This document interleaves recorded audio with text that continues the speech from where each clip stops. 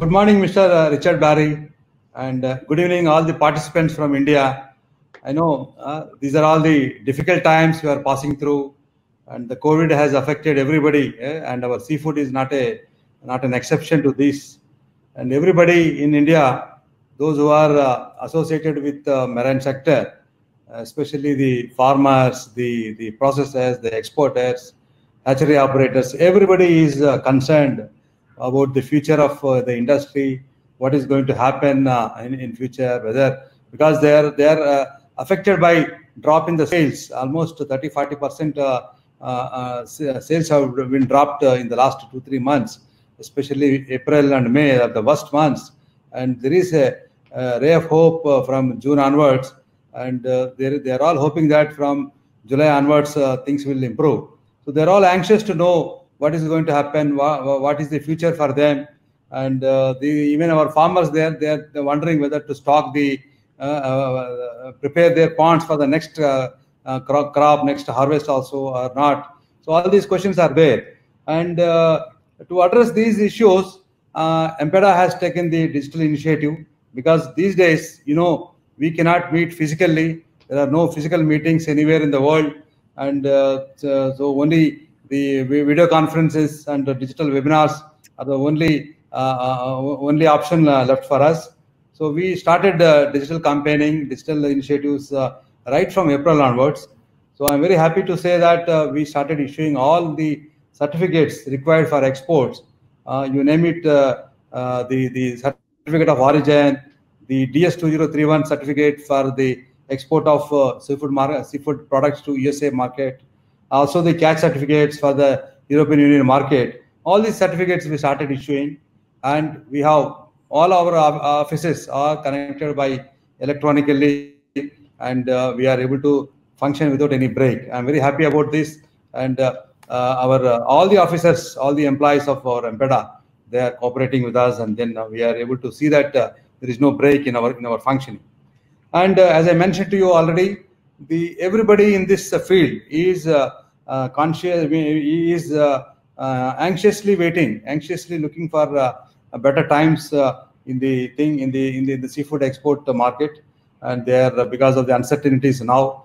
Because as you know, in the USA is the biggest market as far as the shrimps are concerned. USA is our biggest market. We are the #1 supplier to the USA, and so everybody is worried that what is going to be the future there. And to address this, and we have taken the initiative. So this set of 3 webinars have been planned by MPEDA, and today is the starting point. Today is the first webinar on the USA market. After this, we have 2 more webinars, one on the South Korean market, and finally on the Japanese market. So first of all, let me thank Mr. Richard Barry, the Director Programs of National Fisheries Institute of USA, for giving his consent to conduct this webinar, and then of course starting at 8 o'clock in the morning. So normally we don't even get up. Some of us, we don't even get up at 8 o'clock. So not only that, is ready to give a lecture about the entire sector, about the trends in the seafood markets, particularly the US post-COVID scenario. That is a topic given to him, and I'm sure all are anxiously waiting. I also would like to thank all the participants. I mean, I never expected this much participation when MPEDA started the webinar series. I thought maybe 10-15 people will come, but I'm really happy for the overwhelming response.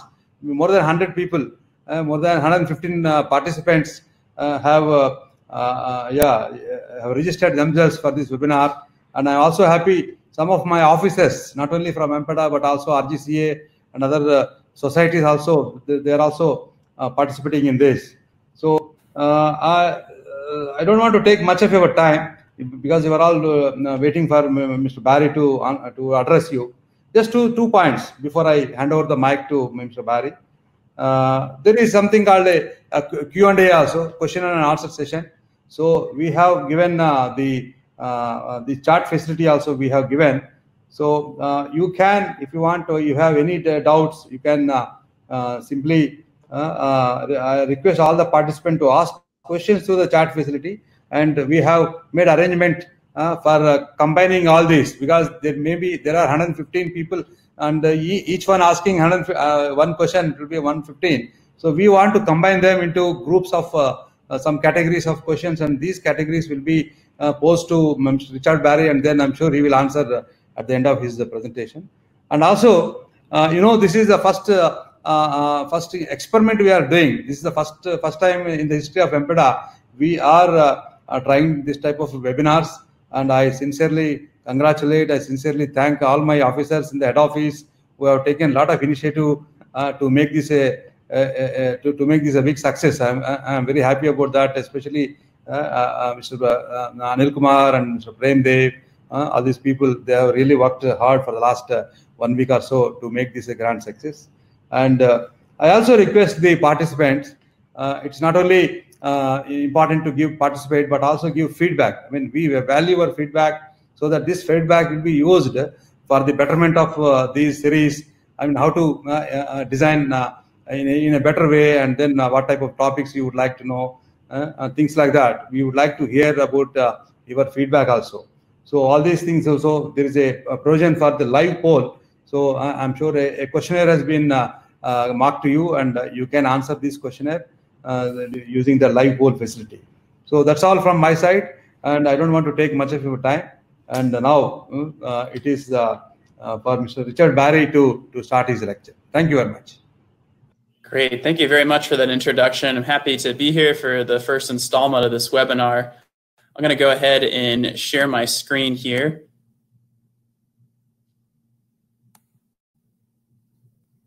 Let's see. Are you able to see the presentation? Yeah, we can see the presentation. Go ahead. Fantastic. Great. Well, as was mentioned, this is a very concerning and uncertain time for the seafood industry, the world at large. And the National Fisheries Institute, we've been conducting webinars on a weekly basis examining supply chain issues, whether it's imports from India or what's happening in food service and retail. And so this presentation is to synthesize some of the ongoing storylines of COVID and coronavirus and what they've brought to bear on the U.S. food market and seafood in particular. Just a note on the National Fisheries Institute, the organization that I'm a part of. We are a trade association for the U.S. seafood industry, and we represent the entire seafood supply chain from water to table. Our members are distributors, importers, harvesters, exporters, as well as partners in the restaurant and retail sector. And we represent their interests by advocating on legislative matters and promoting seafood to the general public and handling media issues as well.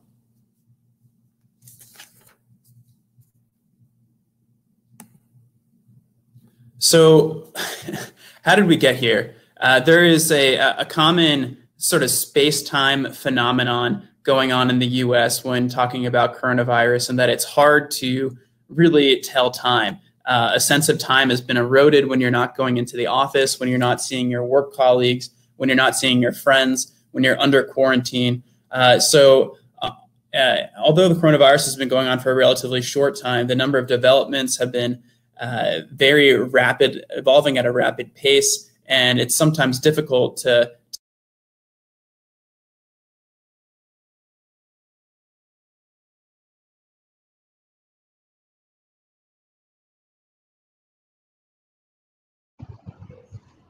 Richard, your voice is not there.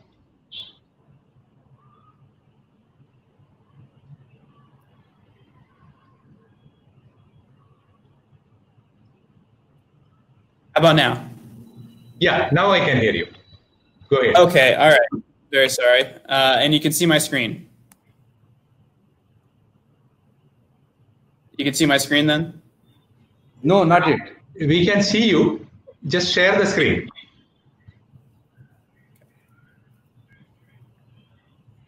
I think your voice is gone again. Okay, so you can hear me? Yeah, we can hear you.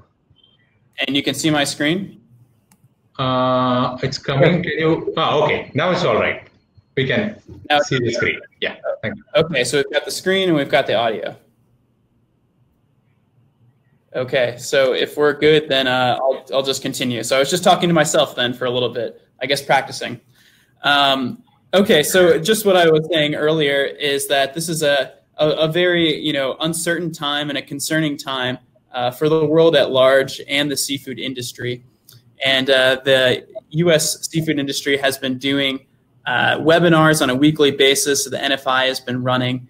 And these webinars have been really covering the entire seafood supply chain from water to table.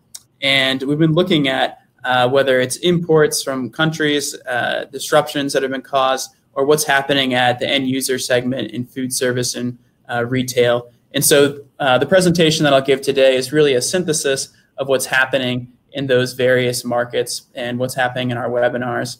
Just a note on the National Fisheries Institute, the organization that I work for. We are a trade association for the U.S. seafood industry. Our members are representing the entire supply chain. They are importers, they're distributors, they are exporters, they're processors, they're harvesters. And NFI is representing their interest on legislative matters, whether it's advocating to the government or presenting seafood in a favorable light to the public and the media. NFI is promoting seafood consumption from the U.S.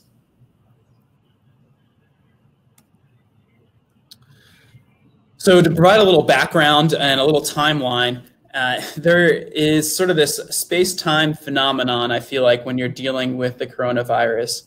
When you're not going into work, when you're not seeing your colleagues, when you're not seeing your friends, it's very hard to keep track of the days. And so though it's only been a few number of months, there's been a rapid development of issues, and it can seem like just a couple of months ago or a couple of years ago. So I just wanted to provide some insight into when coronavirus really reached popular consciousness within the US population and when lockdowns were starting to go into effect. And I would put that date at March 11th, 2020. That's when famous actor Tom Hanks announced that him and his wife had tested positive for coronavirus. On the same day, the National Basketball Association announced that they would indefinitely suspend their season. And President Donald Trump, in the evening, addressed the nation in a televised speech where canceled flights, incoming flights from Europe, and echoed the World Health Organization's declaration of the coronavirus as a global pandemic. And from that date, there would be rapid changes that would affect the day-to-day life and consumer landscape as we know it. On that March 11th date, the U.S. had at that time only 1,000 cases. A couple of days ago, June 23rd, we're at 2.3 million cases. And on June 23rd, we had our fourth highest day of new cases with 34,000. So just a note on where the U.S. is in recovery. I know that India has had an extensive lockdown in place. The U.S. has had a similar lockdown as well, with a number of industries shut down, including food service and restaurants, which has drastically affected the seafood industry.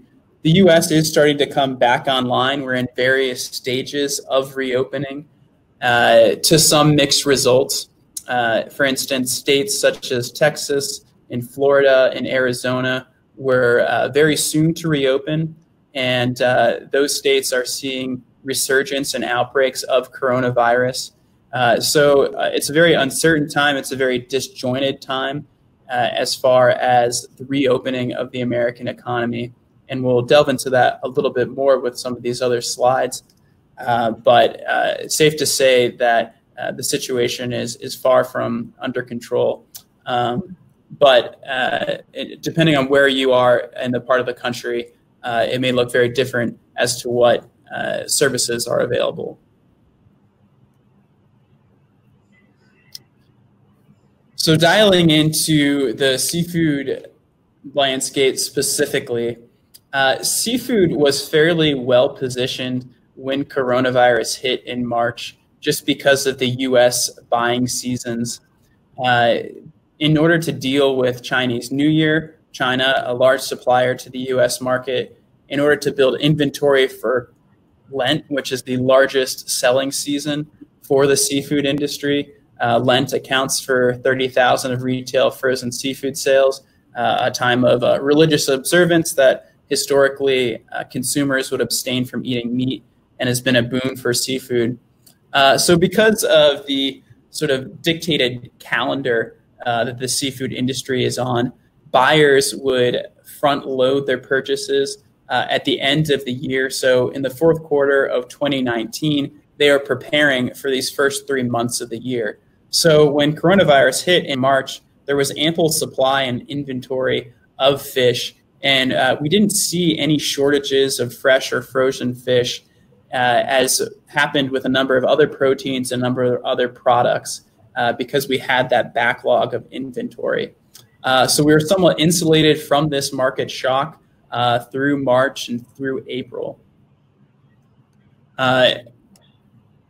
Where we are now, though, the market is starting to catch up with the realities, or excuse me, the supply is starting to catch up with the demand and realities of what's happening right now. On a monthly basis, U.S. seafood imports from January to April fell 25%. And this is directly due to complications in international transportation. The U.S. imports 85% of our seafood, primarily from Southeast Asia. It's a global supply chain. And so there are complications in shipping cargo on the ocean, as well as air cargo, belly cargo for the passenger airlines, as there's been a almost complete erosion of passenger flights and demand. In addition to those complications in transportation is the lack of demand in food service, as I mentioned. In the U.S., there are over 1 million restaurants and food service locations, and a multi-billion-dollar industry. And as part of the lockdown, every state, except I think 2, forced these restaurants to close from in-person dining, and they had to pivot to either takeaway or delivery, or some of them just closed completely and decided to wait it out. And so a large portion, a significant portion of seafood products were destined for these markets. They had no avenue to be sold, and so demand dropped sharply.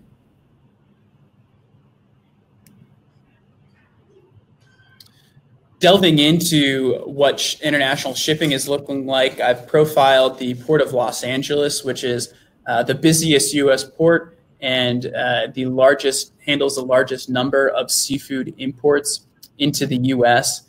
And this is a look at their TEUs, their total equivalent units of shipping containers year over year. For May 2019 versus May 2020, they had one of the worst months on record year over year, falling from 828,000 to 581,000, almost a 30% decrease.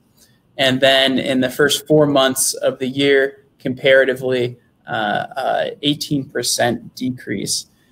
And the U.S. international trade, especially with China, has weighed heavy on our ability to import. First, there was the trade war with China, which is still ongoing, and we saw a decrease in imports. And then added on top of that, you have the coronavirus situation.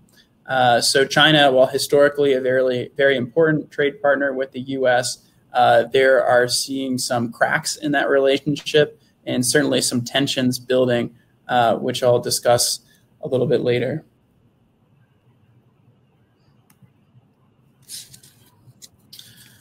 The other method for transportation into the U.S. market is via belly cargo in commercial flights. And this is a look at just a drastic drop in flight cancellations. 7.5 million flights canceled over the period of these COVID months, there's been $434 billion in lost revenue. This has drastically affected the capacity of belly cargo to ship fresh seafood. A number of seafood items are imported that way, specifically fresh salmon from Chile and from Norway. And the ability to ship via airplane has significantly reduced those imports of those commodities.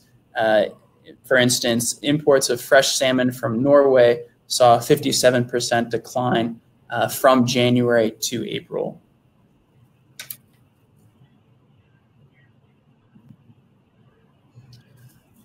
And then looking at a country-by-country basis, a large portion of that 25% decline in U.S. monthly imports, which I showed a couple slides back, was due to a 67% reduction in imports from China for the month of March.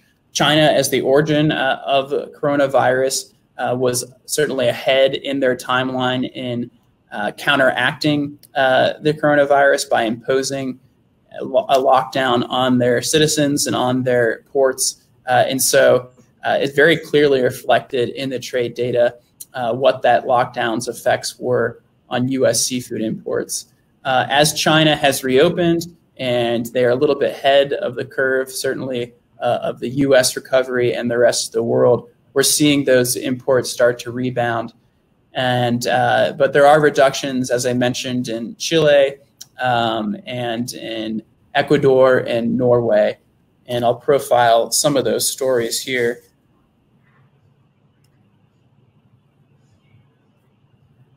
Specifically, as was mentioned at the top of the call, India is the largest exporter of shrimp to the U.S. market. So some of these trade comments will be filtered through that lens. Year over year, imports for the first 4 months of 2020 have been relatively stable and above trend for 2018 and 2019. And there is a lag in the U.S. data. We are 2 months behind at this point, and we'll have May data at the beginning of July. And at that point, we certainly expect to see reflected some of the market trends that you all are living every day. As was mentioned, there's a 35% reduction in orders, and which is having a ripple effect throughout the supply chain, even down to the pond level, if people are considering stocking or not. So there is expected to be a decrease in imports in May of shrimp, potentially as much as a 25% decline.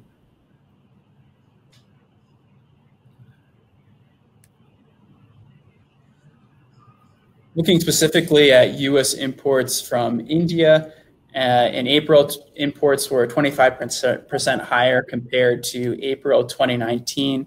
And India represents 43% of all shrimp imports. Again, a paramount trading partner for the U.S. shrimp market.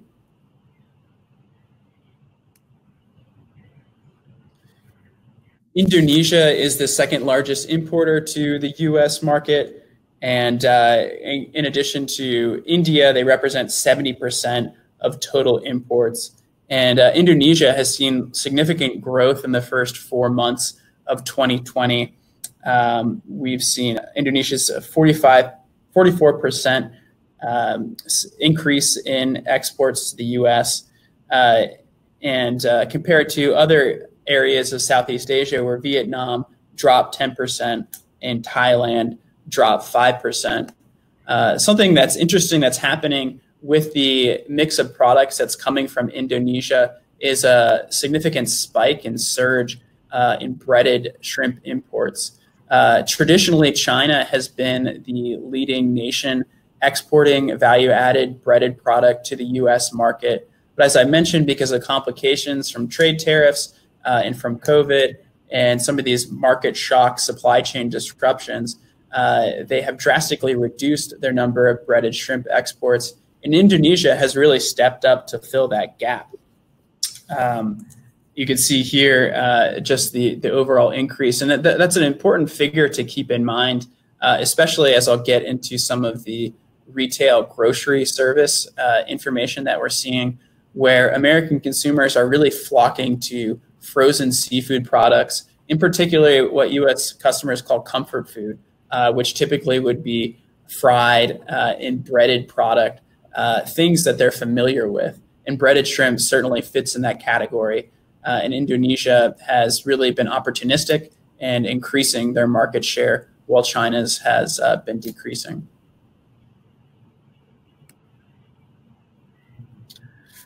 And then Ecuador is mostly an importer, exporter to the Chinese market. However, you can see here how they have adapted in the first 3 months of the year when China was limiting imports and there was a reduction in their labor force and they weren't able to process shipments as easily. Ecuador shifted some of their product to the U.S. market and saw substantial gains in the first quarter. But in April, you can see that exports to the U.S. declined sharply as China reopened its borders. And Ecuador views China as a good partner. They are not as demanding in product form as the U.S. market. And I just thought that was an interesting statistic to see how quickly that they could shift their supply chains in favor of the U.S. market when needed to. In terms of the product forms that are coming into the U.S. market, in April, we saw an increase in across the board with a 13% increase in peeled shrimp, 13% increase in cooked shrimp, and then a 48% increase in breaded shrimp, again, hearkening back to that previous slide. And then the only category that saw a reduction in April was headless shell-on, which was down 17%. And that includes easy peel shrimp. And so I think, what you're seeing with breaded, the increase in breaded and then the decrease in headless shrimp is a real market response to demand. The easy peel shrimp and it's mostly found in food service locations and in restaurants. And when you have a reduction in staff and you have a reduction in orders, we're seeing those orders decline.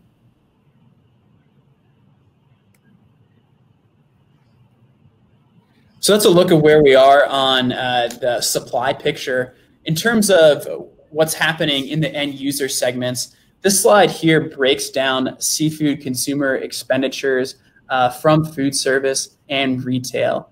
And seafood in the US is markedly different from other proteins. It's different from beef, it's different from chicken, it's different from pork, in that the vast majority of seafood happens outside of the home at food service locations. So out of the 102 billion food service expenditures, 68% of those happen at the restaurant level versus at the retail level. Some reasons behind that is seafood is expensive, and people are thinking if they want to have a good seafood experience, they don't want to mess it up. They don't want to go to a grocery store and spend $10 to $15 per pound on a nice salmon fillet and not have it turn out well. Also, there are some barriers to cooking seafood. And although seafood, if you've tried to do it, as everyone knows, is very easy to do, there is a stigma and bugaboo against it, and Americans aren't too familiar with it. This is a trend that is harmful, especially harmful now to the U.S. seafood industry, as we see food service and restaurant decline at such a precipitous rate. Here is the percent change in personal consumption expenditures. And we have here a number of different outlays of U.S. consumers. And the ones that have been most affected, these market segments, are the ones that are most consumer facing. So as Americans, we're told to shelter in place and not go outside. These retail locations suffered tremendously. Food service and accommodations being the second most, falling 8%. So you can see in the highlighted figures here, I'll be talking about these two sort of tale of two segments where you have food service declining 8%, but then you have food and beverages, off-premise consumption, so things that are bought at grocery and retail, increasing 6%, the biggest gain in these categories. So we'll deal with sort of the hard part first, the bad news first, and then we'll move on to retail, which does have an encouraging story. But this is information from the National Restaurant Association, trade association for restaurants in the U.S., and they surveyed their membership across a number of different segments: family dining, casual dining, fine dining, quick service, and on down to bars and taverns. And you see in the blue what percentage of operators are reporting lower sales at 98%. So across the board, this has been a tremendous hit to the restaurant industry, and equally high numbers for average percent decline in sales during April.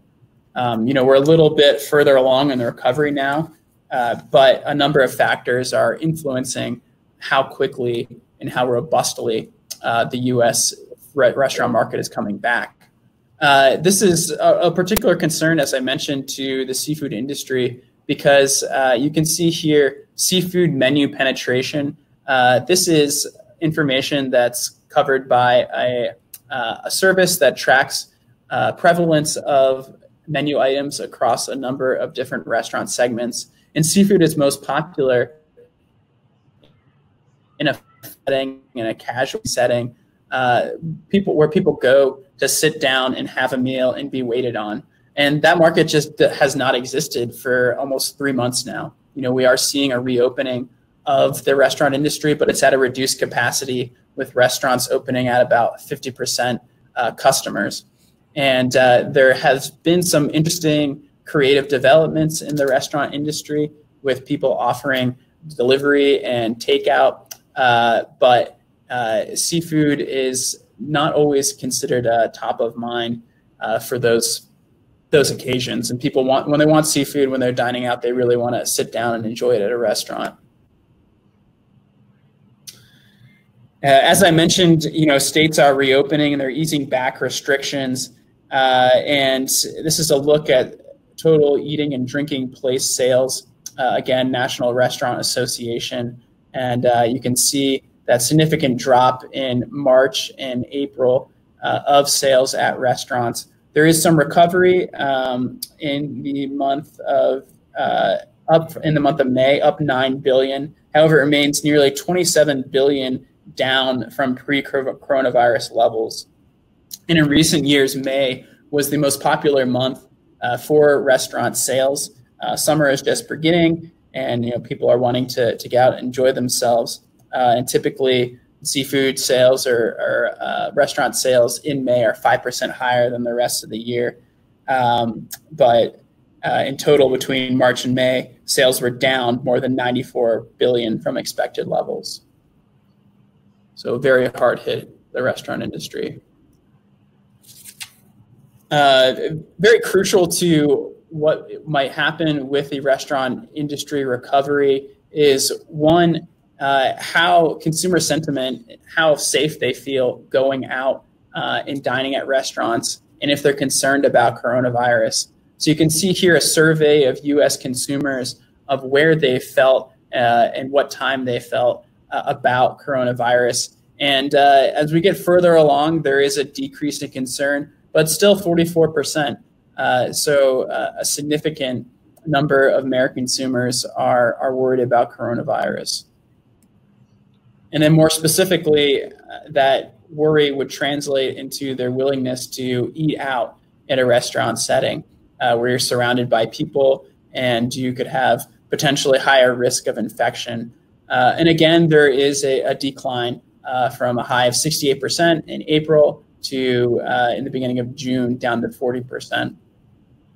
The other factor that will affect the recovery of the restaurant industry is the economic standing of U.S. consumers. We are expecting, we're in a recession now and expecting an economic contraction. And typically when that happens, consumers are less encouraged and less willing to go out and more likely to eat at home. Just a note on the operator level in terms of inventory, people are having a tough time, restaurant operators. They're saying, more than half of them are saying they have either too much in inventory or too little.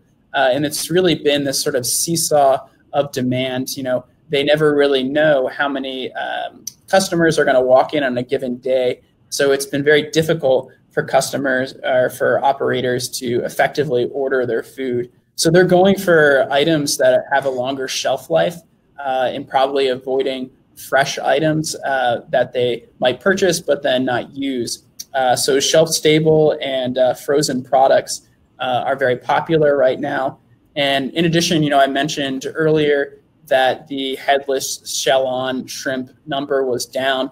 And I think we can tie this directly back to the workforce that's available for the U.S. restaurant industry. A number of employees have had to be let go because of economic constraints, because of drop of demand. And so restaurants that are reopening may not have been able to hire back these employees because many are receiving unemployment benefits that may exceed what their regular pay was. So the workforce is uncertain right now. So they're wanting products that are just easy for an unskilled labor force to prepare. And so that is affecting down to the level of shrimp imports that we have. And then another survey from operators on when they think they'll be fully reopened, which is the blue line there. So they are expecting full reopening, during June, where we're in now, when we are seeing that come online. But there is this gap in when they expect traffic in customer sales to be back at a normal level, and not expecting that until the third or fourth quarter. Some potentially never. So somewhat uncertain timeline for when the restaurant industry will come back in full force. And there are estimates that many restaurants won't come back. About 20% of restaurants will fail and just sort of be erased from the restaurant landscape. Okay, so that's the doom and gloom side of this narrative. And it is important to mention because so much of seafood and shrimp consumption happens at the food service level. But as I mentioned, there's sort of this revolution going on at the retail level where we're seeing that 6% increase in personal consumption expenditures. And seafood has benefited greatly from that. So in terms of the timeline of when coronavirus was happening in the United States, we saw in early March 3 weeks of pantry stocking and panic buying. And there was a closing down of service counters during this time and deli prepared options because it was seen and still seen as unsafe and as a potential area for consumers to contract coronavirus. And so this really pushed consumers into the center of the store. And we've seen such a great surge in frozen and shelf-stable products. And so it's uncertain what will happen for this perimeter of the store, which is typically a very popular space in the future as consumers, again, face their fears about coronavirus and retailers struggle to accommodate their concerns.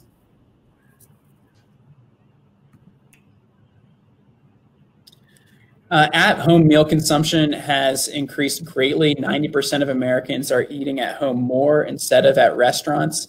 73% are taking more time to prepare their meals than usual.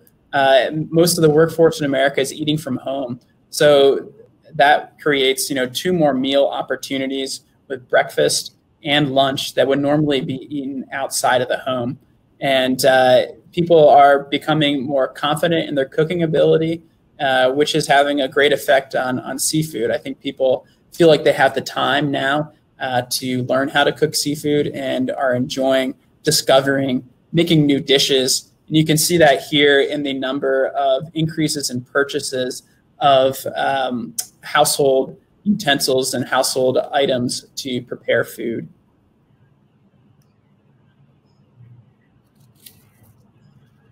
This is a look at what's happening in the retail frozen food segment, specifically for seafood. This is a category or product that's been reinventing itself since about 2017. Previous to that, there were a lot of things working against the frozen seafood category. It was seen as a little outdated. It was seen as unhealthy. But since then, they've really taken advantage of the convenience frozen food has to offer. And time-strapped millennials are wanting something easy to cook, something that's healthy to cook. So they've improved the nutrition profile of these products. And previous to coronavirus, this product was seeing sort of a resurgence and a renaissance, which has just been further bolstered during the past 12 weeks or so. You can see significant gains in frozen seafood, as well as frozen cooked shrimp and frozen raw shrimp, experiencing, in May, 80%, 79%, 77% gains year over year in dollar sales.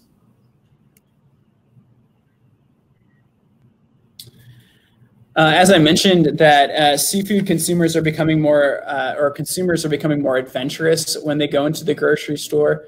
Their first-time trial and stocking up on frozen foods, 18% during this time bought more frozen foods than they usually do. You can see in the yellow there, 8% are trying it for the first time. So this is really an opportunity to capture a new segment of consumers that may have been previously wary of seafood, but now are finding themselves more willing to try different seafood items.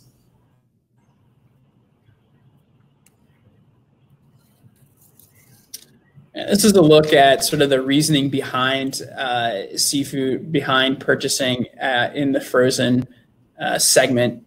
And shelf life is a big issue. Frozen food lasts longer. People want to stock up, and they would want to minimize trips to the grocery store. So 58% are saying they would rather fill up their pantry and make less trips to the store. And then people think it's time saving. It saves on cleanup. So there are a number of different positives that are promoting and leading to the sale of frozen seafood.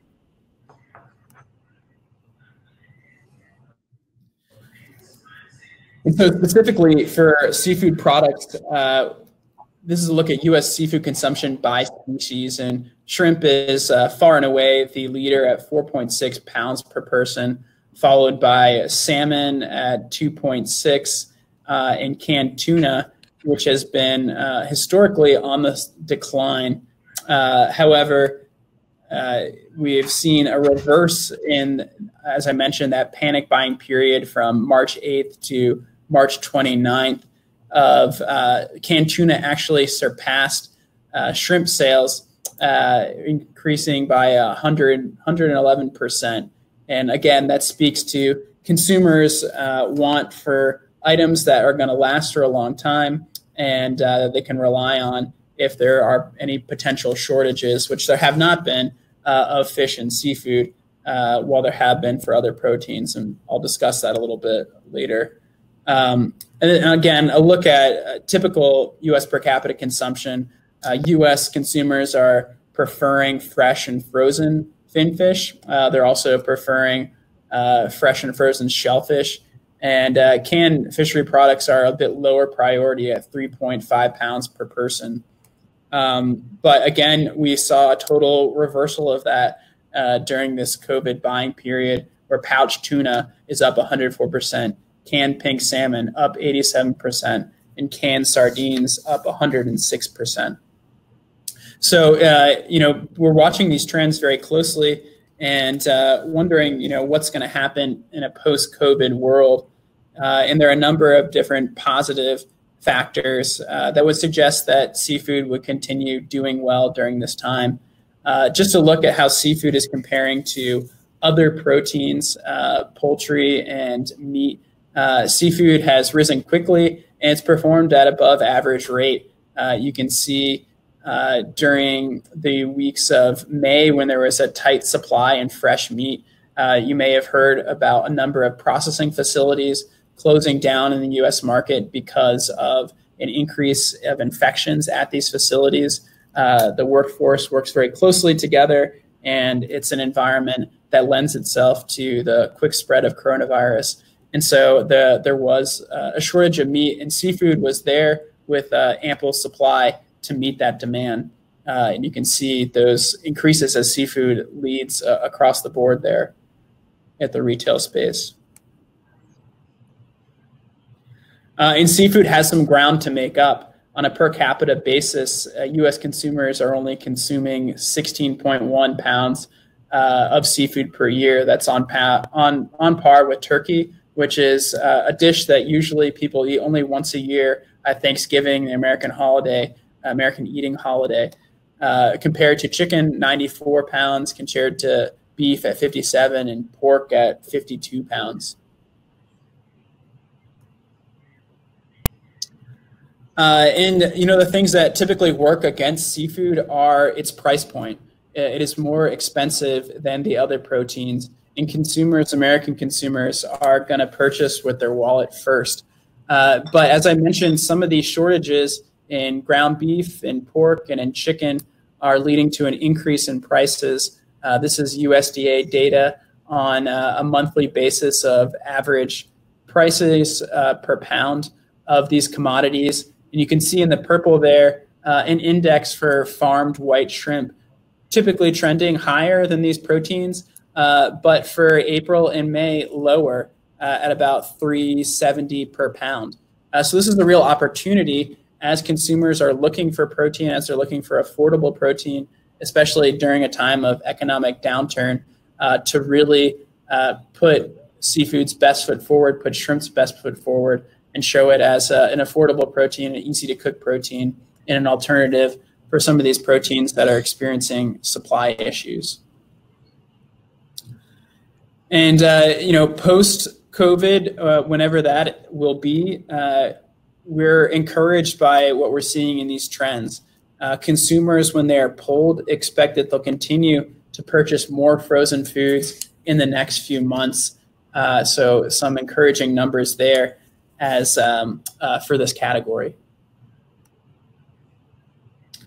And as I mentioned, sort of at the top of the webinar, complications with the supply chain with China. There was an incident over the past week that has sort of rocked the seafood world, where an outbreak in Beijing was there was tide stemming from a seafood market and a cutting board that was used to cut salmon, and it triggered a boycott and a drop of importation of salmon to China. And the number of trading partners with China argued very vociferously that coronavirus cannot be spread via via seafood, and China did walk back salmon as a culprit of the outbreak. But we are seeing China tightening its restriction on imported product, and they have said that they don't want to be importing any product from a facility where people have tested positive for coronavirus. And we've seen the real effects of that with the halt of imports of products from Tyson's, a big chicken producer in Arkansas, as well as the removal of the export certificate of a German pork processing plant. So these are leading to complications in the supply chain with China. There are a number of political tensions that have been arising, both in the tariff issue and then with the handling of the coronavirus. And the U.S. has entered a phase 1 trade deal with China to work towards the elimination of tariffs. And part of that deal was that China would buy a certain number of products, of U.S. agricultural products. And it seems that China is not doing that. And so there's an investigation into that. So all that to say that there is some uncertainty in the international supply chain with respect to U.S. and China. And specifically, there was a recent development in terms of U.S. aquaculture. As I mentioned, the U.S. imports about 85% of our seafood, although and partly because we're ranked so far behind in global aquaculture production. We're 16th in the nation.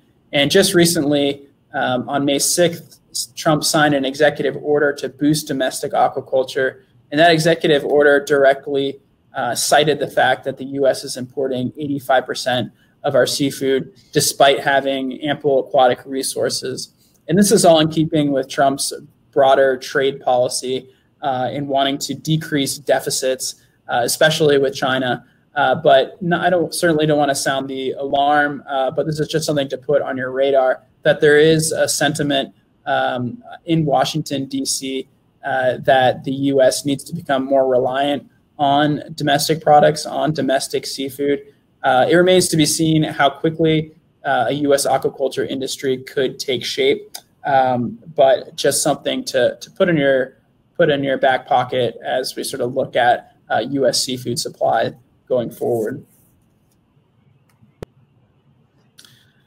So that is sort of a summary of where the U.S. seafood market is right now, just in terms of our supply. The numbers I showed you aren't quite reflecting yet what we expect for May and June. We are expecting to see a dip in imports and a bit of uncertainty as the U.S. food service market comes back online, and exactly how robustly it comes back online will influence the amount of imports that the U.S. seafood market will take on. But there is a really positive story happening at retail and grocery with frozen food items. We are seeing a surge in breaded shrimp and value-added products, and we expect those trends to continue for the foreseeable future. So that is my sort of quick synopsis on what's happening, and I hope some of this was useful to MPEDA and your members, and I'm happy to answer any more questions about what people might have. So thank you. So thank you, Mr. Richard. So the one question everybody in India is asking, or is going to ask you, is that whether the scenario will improve in the next 2-3 months. So whether there is any hope for us, because we depend on the exports to USA, and whether because we are almost $6.5 billion worth of exports we are doing every year. Out of this, more than $2.5 billion is to the USA alone. So all of us, all the stakeholders in India, they are crossing their fingers. They are worried about their future. They are worried about what will happen to their factories, what will happen to their farms. So I mean, we have understood from your presentation that situation was very bad in March and April, and of course slightly it is improving in May and June. Will there be further improvements? Will there be more and more restaurants open, and then more customers will visit the restaurants, and more customers will consume seafood? So these are the questions I think everybody in India is asking, and then so we need to get some answers for that. Yeah, it's a great question, and I wish I had my crystal ball with me, where I could see what's going to happen in the next couple of months. But I think the trends to look at in terms of when the U.S. seafood market will come back online would be really what's happening in the food service segment and what's happening with the U.S. consumers' pocketbooks. We are in an economic recession, and as I mentioned, seafood tends to be more of a higher value item, and so it's a trend to look at in terms of how much money people are willing to spend on seafood items when they might be having less income. But in terms of the U.S. recovery in food service, there's certainly in the public sentiment a growing unrest with the lockdown and pent-up consumerism in the states that have reopened, in Texas and in Florida, in Arizona, that were a bit ahead of the curve. We have seen significant increases in restaurant spending and retail spending. So people are certainly anxious and wanting to recontribute back to the economy again. And I didn't show this previously, but in a consumer sentiment survey, part of the motivation for people wanting to go out to restaurants was to support these restaurants. These are local favorites that they might have, and they know they've been very hard hit, and they want to help them through this time. But it's just difficult to say how robust the recovery will be. I can definitely, well, I certainly can't say this for sure, but everyone's looking to the fall, what might happen with the potential recurrence of outbreak. And there doesn't seem to be the appetite politically or among U.S. citizens to go into a full-scale lockdown again. So I would be very surprised to see restaurants ordered to shut down completely if there were to be an outbreak in the fall. But I think it's really just kind of a wait and see, with the food service being the canary in the coal mine in terms of when the U.S. market comes back online again. Restrictions on cargo movements. That was one question we received.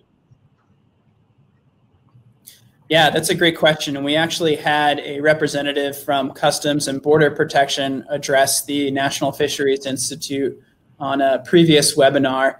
And they are not imposing any restrictions at the moment. There was some concern early on that there would be a workforce issue with the ability to handle incoming product. But that is not really borne out. The CBP, Customs and Border Protection, there have been infections among that workforce, but they've been fairly controlled. So they are moving at a regular pace. They're open for business. So we're not seeing any disruption in imports at this time. One question is, what are the market challenges during the COVID season for crab products? So it's been a pretty, well, I guess in one sense, crab is mostly consumed or traditionally consumed at a food service level. I live outside of Washington, D.C. in the mid-Atlantic, where blue swimming crab is very popular. And everyone gets together and they pick crabs, on a table, and it's a very communal event. Obviously, we're not going to have a lot of that this summer, but I think what's been encouraging is seeing a number of these food service items switch to a retail setting. So products that would traditionally you'd find in a restaurant are making their way into retail because there still is that consumer appetite, just because it's not consumed in a traditional setting, whether that be a buffet or at a restaurant, people are still wanting these items.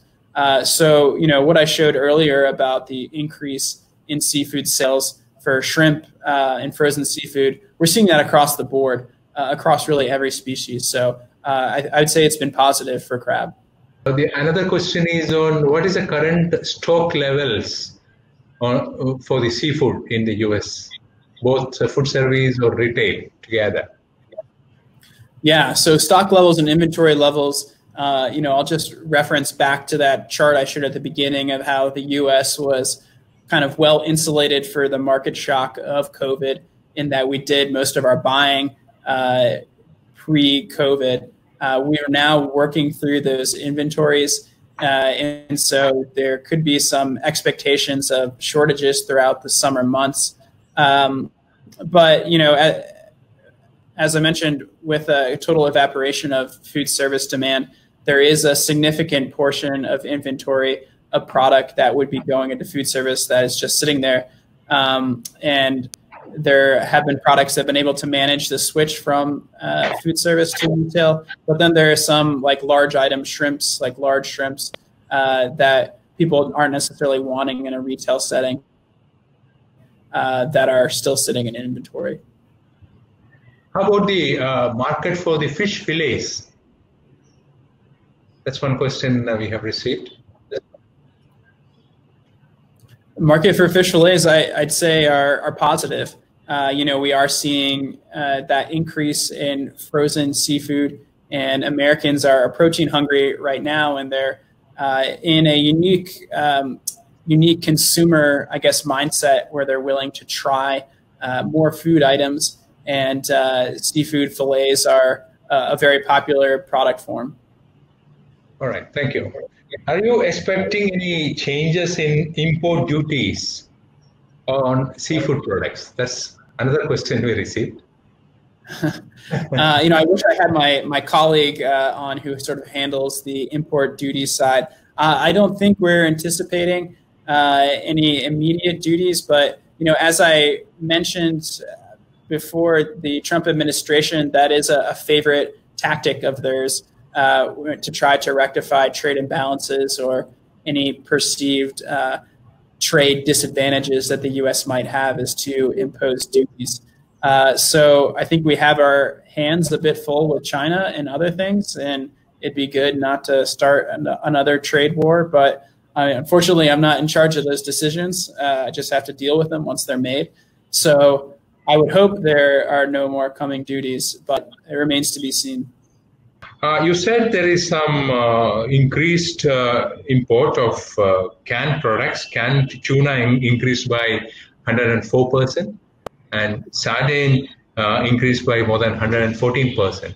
Is there any reason in the more rapid increase of sardines, import of sardines? Yeah, it's interesting because sardines are very popular in canned in Europe. You consider them more of like a European consumer habit, not necessarily among Americans. But I think what was happening was you saw this picture of empty shelves in the supermarket. And so people were in a panic mindset. They were worried that they might not have enough food. So they were really just grabbing what was available. And I think sardines was where they were available at the time. So people were stocking up on whatever protein they can get their hands on. And hopefully they'll try it and like it and become, consistent buyers of it. Okay, thank you. And you said there was a increase in import from Indonesia for these breaded products, while import from China has declined.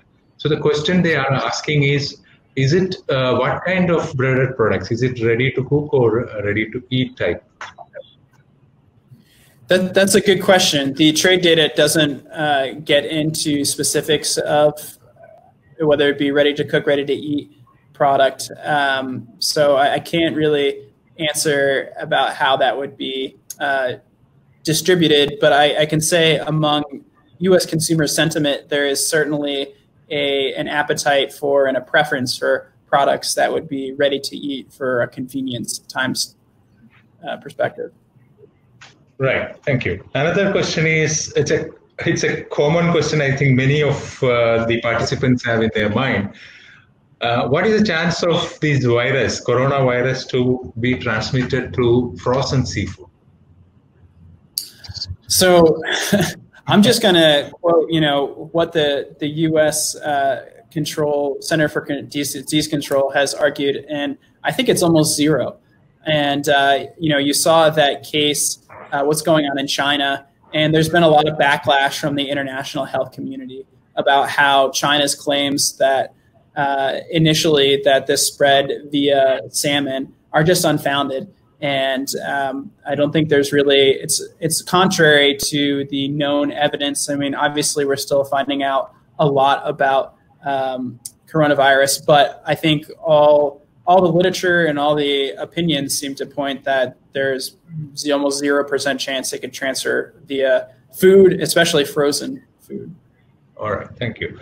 The next question is on wild-caught, sea-caught shrimp.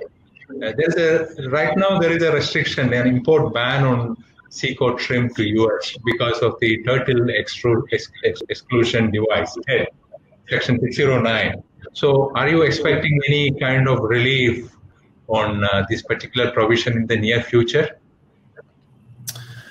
I don't think so. I think that is sort of baked into the U.S. import regulations at this point. I think we have an adequate enough supply coming in that it would not necessitate less or repealing that ban. Okay. Thank you. And you were saying that there's a shift in seafood sales, and there's an increase in import. In the April data, it's showing that there is an increase in import. So the question many are asking is there any scope for increase in the price? Will there be an increase in price? Yeah.